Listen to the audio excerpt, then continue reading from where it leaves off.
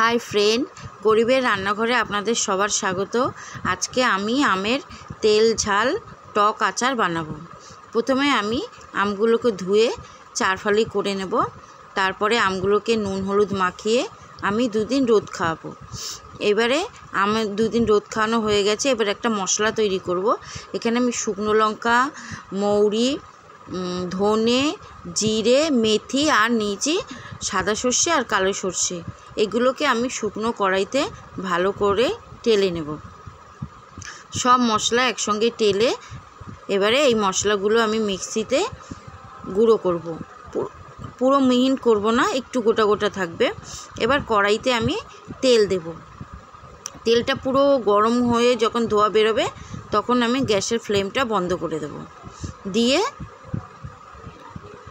एबारे এই তেলটাকে আমি কিছুটা বাটিতে আগে তুলে রাখবো আর কিছুটা তেল দিয়ে মশলা দিয়ে মেশাবো।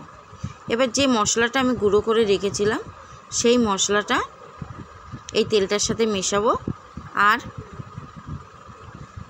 এর মধ্যে নুন হলুদ বিট নুন সব দিয়ে ভালো করে মিশিয়ে নেব।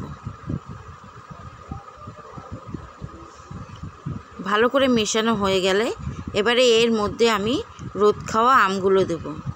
এই মশলার মধ্যে আমি কিন্তু একটু কাশ্মীরি লঙ্কার গুঁড়ো দিয়েছি, তাহলে কিন্তু রং আমার আচারের রংটা খুব সুন্দর হবে। দিয়ে দিচ্ছি বিট নুন আর এমনি নুন আর হলুদ গুঁড়ো সব একসঙ্গে ভালো করে আমি মিশিয়ে নেব। নিয়ে এবার এর মধ্যে আমগুলো মিশিয়ে নেব। আমগুলো ভালো করে মিশিয়ে সব আম আমি বয়মে ঢালবো।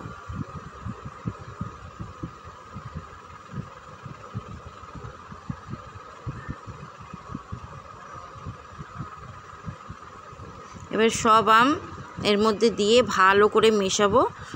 আচারে কিন্তু মোটেই হাত লাগাবো না, চামচ দিয়ে মেশাবো।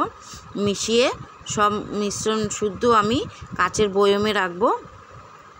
রেখে বাকি যে তেলটা তুলে রেখেছিলাম সেই তেলটাও আমি এর উপরে দিয়ে দেব।